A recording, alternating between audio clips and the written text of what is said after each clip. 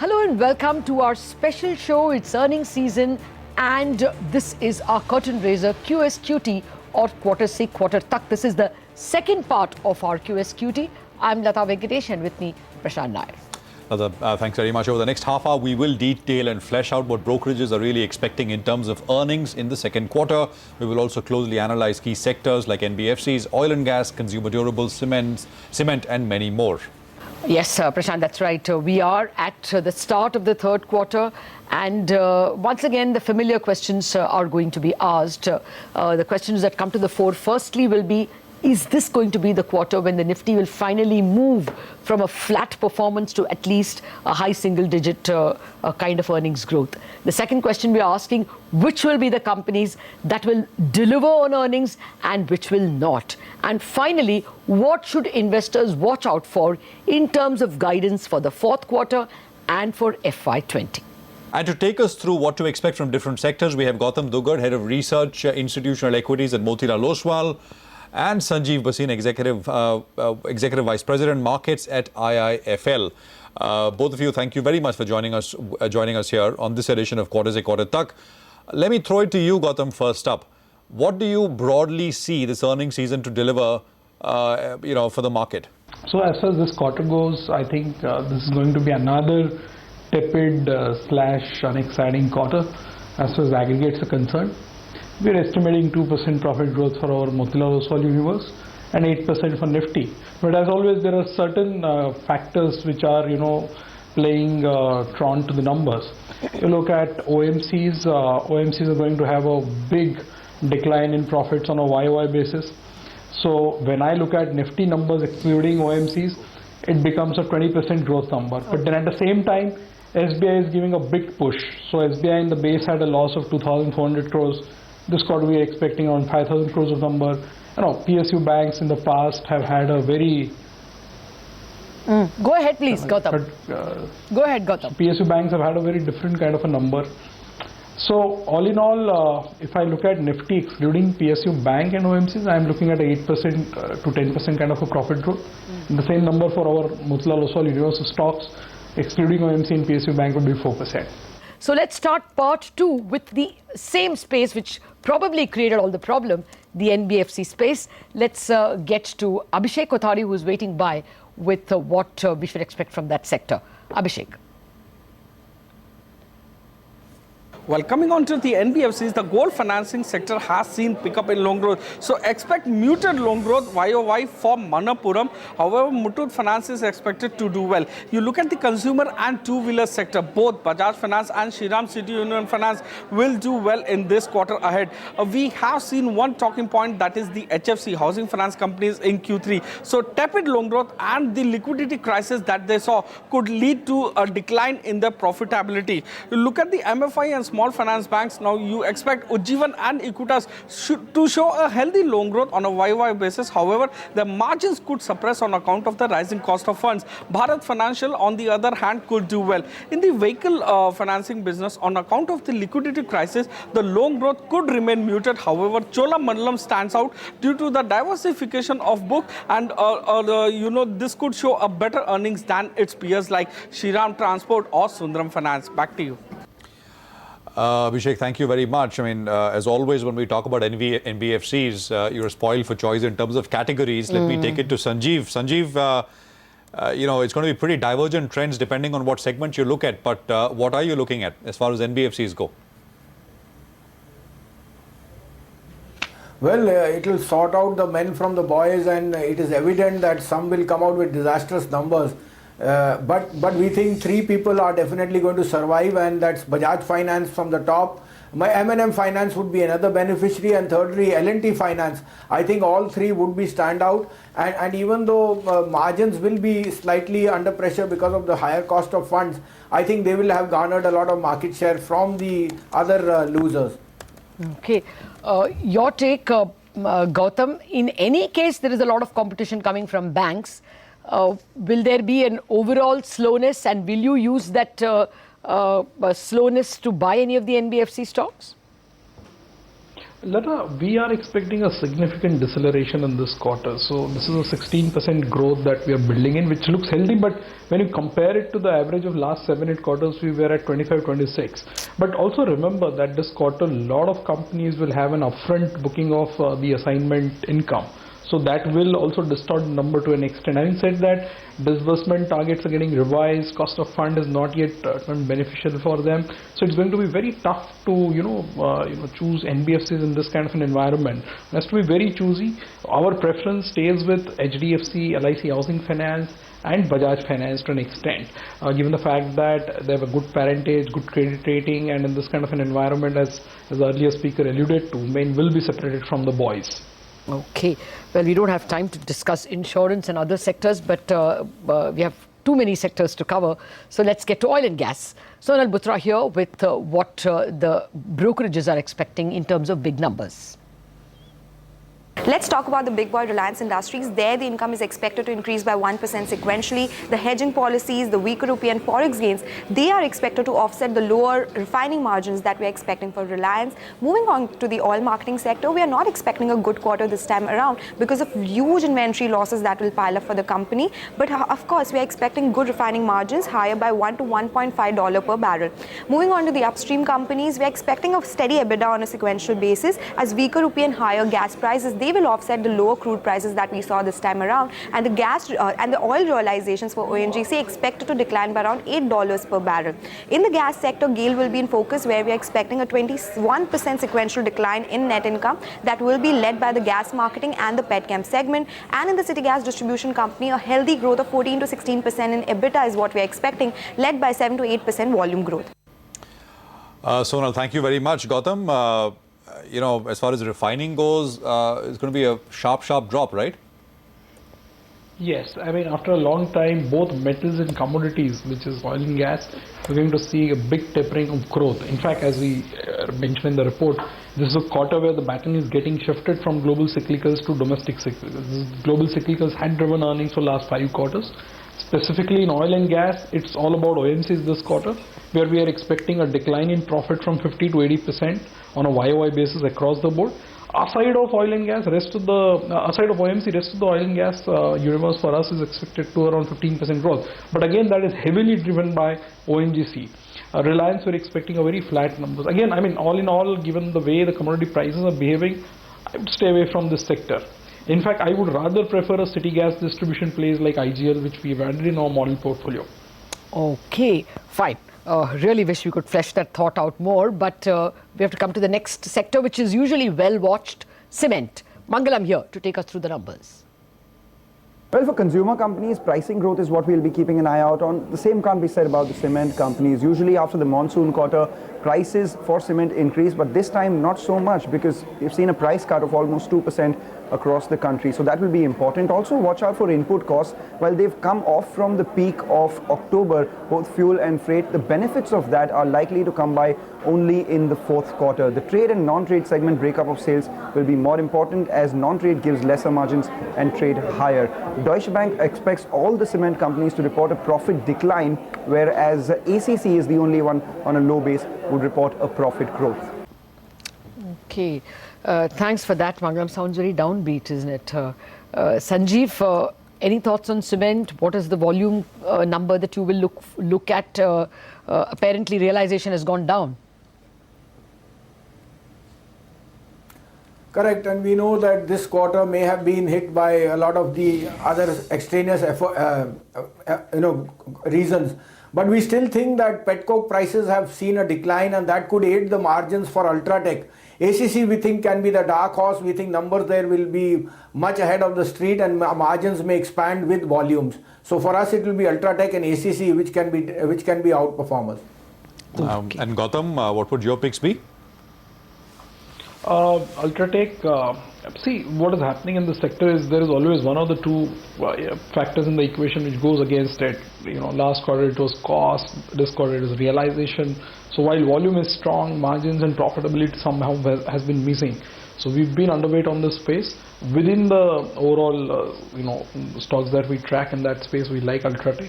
This quarter should be good for them because of the low base, and ACC should do well, which is what the consensus expectations for the quarter is. Okay. Is there anything by way of guidance that we should look at for cement companies, Gautam? We had some experts telling us that I will start looking at capex when cement tells me 10% growth. Are we anywhere there? See, cement, Lata, volume growth has not been an issue. See, second quarter FY19, if you look at the volume growth data of cement companies, it was upwards of 10-11%. The issue in cement sector for the last 4 or 5 years has been profitability. Now, what we are, going to look at is how the housing execution is going to be. Secondly, road construction demand. I think NHAI has revised the overall, ordering target somewhere, 2 or 3 weeks back. So while this is a sector which from a top down always looks good given the infrastructure deficit in the country and various opportunities which are available on the road side or housing side or infrastructure side, but somehow when it, when you drill down to individual company and look at the earnings, it has been a big disappointment for the last many years now. Okay. All right. Then let's now get to the other infrastructure sector, that is power. Anisha Jain is with us, and Anisha also covers consumer durables for us. So that one as well, Anisha. Well, the generation growth for the power utilities in Q3 was close to around 6%, and that gives Deutsche Bank the hope that the overall profit growth can be around 10% for the power companies. The overall issues regarding coal unavailability have actually subsided with the end of the monsoon and increase in rake availability, and hence we're expecting some kind of outperformance to come in from the likes of NTPC and CESC. On the flip side, Power Grid, we haven't heard any big bang capex or announcements, and that's why we're expecting a subdued performance, and losses at Mundra should continue for Tata Power. As far as JSW Energy is concerned, well, the high coal prices might impact their margins, but also remember the merchant prices went up this quarter, and hence the realizations were higher. As far as the consumer durable players are concerned, well, it might be a bit of washout quarter again because the demand was not that high. In fact, the channel inventory remains high, and that's why the expectation is that the margins, volume as well as sales figure will be a bit subdued for all these consumer durable players. Back to you. Anisha, thank you very much. Let's actually begin with consumer durables. That is where there is more interest, really. Gautam, I mean, again, which segments and what kind of companies, single product companies, or one should look at? I mean, what should one look at in the consumer durable space? Prashant, this quarter specifically for a lot of these consumer durable names, most of them belonging to the electrical side, which is Havells and Crompton Greaves or even Oldest for that matter, will have a very subdued quarter because of the fact that they're sitting on a very high base. Last year December quarter was pretty good for them as they were coming out of GST implementation quarter. Within that space, we've liked Crompton and Havells, and that has been our preference, not just from a short-term point of view, but even from a medium to structural point of view. Having said that, valuations is not comfortable in that space. It's almost trading at consumer P multiples, whereas ROEs and free cash flow characteristics are somewhat at a discount to the regular staple names. So that's the dichotomy you have to navigate, valuations versus the current growth. Okay. Sanjeev, what would be your take? First, consumer durables? Yeah, so we think three names should stand out. It would be Havells, Bajaj Electrical and Whirlpool. All three in their respective sectors, and we think they would see a much better volume traction on the upside. Margins may be flat to slightly positive because of input costs, but I think they have all three would have definitely garnered more market share in their respective segments. Okay, I must slip in a question on power. Credit Suisse went to the extent of saying they will call a buy on BHEL because they think sooner or later there is going to be a shortage in power, given the extent to which there has been no capacity coming up for the past several years. Gautam, any brave call in power? No, unfortunately not yet, Lata. Okay. This is a sector which we've been bearish on for a long time. And, barring Power Grid, which again looks reasonably placed on valuation front, but nothing exciting on the earnings growth part, whether it is NTPC or NHPC or Power Grid or CSC or JSW. There's hardly any growth that we have seen in this space for some time now. So we have increased weightage to Power Grid in this quarter in our model portfolio, but that is more out of our defensive positioning for the portfolio rather than anything great to do with Power Grid at the moment. Okay. Despite a government that has a push for power for all. Not much happening by way of earnings growth for power companies, at least not yet. That's what our experts are saying. Quarter tuck. We are looking ahead into the result season. We are taking stock of the big earnings which are going to come out from the big sectors. We've covered quite a few, and we move on straight to the metals space. Rima is standing by with the big ones, the big companies to watch out for, and the important drivers, the expectations. Rima, over to you. Edelweiss believes that the metal sector is set for a downhill journey given the tough macro environment, lower prices, concerns about a demand slowdown in China, and plus the sector has seen a very impressive price-backed rally in the last 7 quarters, and come Q4 FY19, the base effect will also catch up. That said, the INR depreciation is expected to bolster the earnings by keeping imports at bay for ferrous companies. So ferrous companies, according to Edelweiss, the EBITDA per ton is expected to erode only marginally compared to the prior quarters. Non-ferrous companies are expected to lag.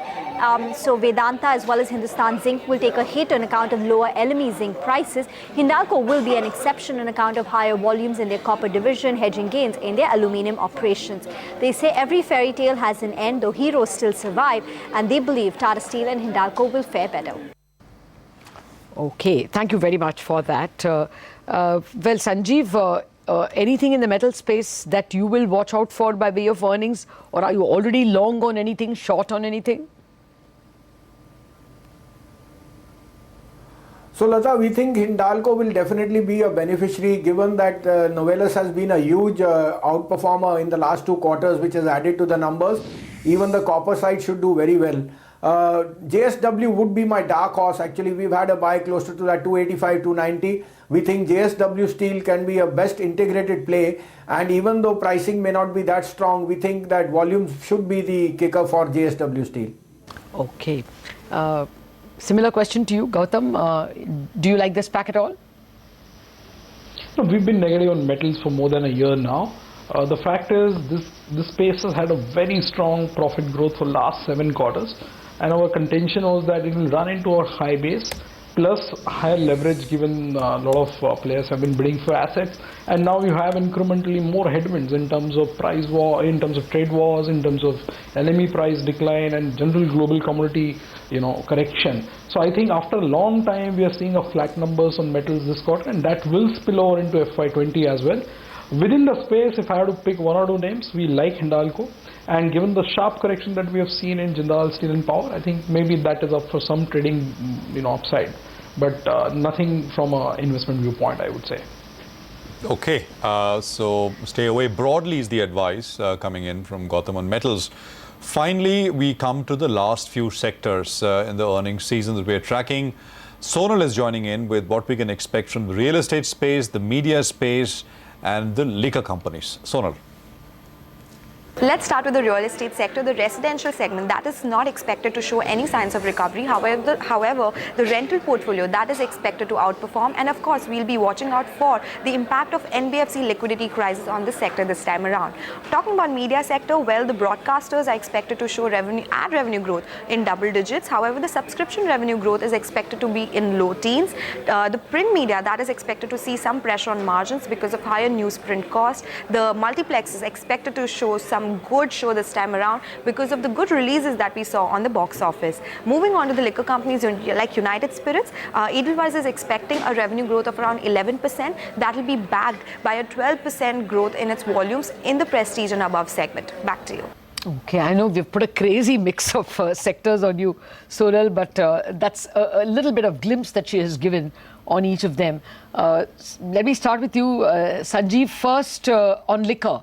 Anything, I'm not asking your preference for brand as much as which company would you prefer? Well, definitely McDowells will stand out given that last 2 quarters their franchise model has worked very well, and we think this time margins could surprise on the upside. So for us, I think McDowells will be an outperformer. That's the only one we track in this space. Okay. Gautam, wanted your thoughts on Z specifically. I mean, if you want to come in there. Which one, liquor? No, sorry, Z Entertainment. Media. I think the only 2 investable names in today's environment is Z and Sun. Rest of the space is just floundering here and there. be it print media or other spaces. We like Z relatively, and Sun has also corrected. But the sector's profit pool has shrunk substantially in the last 2 or 3 years. So unless somebody has a compulsion to invest in media, I don't see any reason why one would have an exposure to media companies right now. Not even an election year? Huh. See, elections come and go, Prashant. You can play around that for a quarter or two, but that doesn't merit an investment view. Plus, there's so much disruption happening in that space on content, digital. So I wouldn't want to burn my fingers in that space right now. Yeah, I agree, and that's why we're not even doing a telecom discussion, because there is so much of disruption in media and telecommunications. But real estate, I know it's been a highly disturbed sector, but I want your views. Is it disturbed enough for you to start to pick bargains, Gautham? See, real estate, we have a very limited coverage, 2 or 3 names, and I think it's a space which requires even microscopic analysis on quality and balance sheet. So, as far as this space is concerned, while there has been some positive noises, whether it is on the commercial side or residential side, I wouldn't, touch beyond the top 2 or 3 names, which is Oberoi and Godrej Properties maybe. But beyond that, I would wait and see the cycle, at least start to play out. Well, Sanjeev, there are many sectors we are not able to cover because of paucity of time. I mean, we don't cover chemicals. There is a lot that happened there because of the China factor. I'm giving you an open check kind of question. Anything that you will watch out for in the earnings season with interest? So Lata, on construction, stroke real estate, we are very positive on NBCC and Nagarjuna construction. NBCC has been in the fiasco, in the eye of the storm because of the court order and so on. And they've seen a lot of reprieve. On 21st Jan, they've got the go-ahead to sell some of the commercial side. We think their execution will be par excellence in the coming quarters, including this one, where 30 to 35% growth could be on the card. The stock is relatively corrected of almost 50% from last year, and that could be an outperformer along with Nagarjuna. I'll also allay to 2-3 plays on the power side. We didn't talk much of the power financiers, and if you recall from 75 and 100 rupees, REC PFC has given you huge price opportunity. The stocks have hit 1-year highs, and I think they can be the dark horses given that cost of money for them has been rather benign. The other dark horse would be an Adani Power, where that 22 to 25 band has almost doubled, and we think there is definitely going to be some shortage on power and generators could make money. Okay, again, kind of an open question for you, Gautham. Any sectors or stocks that you have spoken or not spoken about that you will watch out for in the earnings space? See, Lata, this year is going to be a year of banking. I'm very clear about that, and consumption.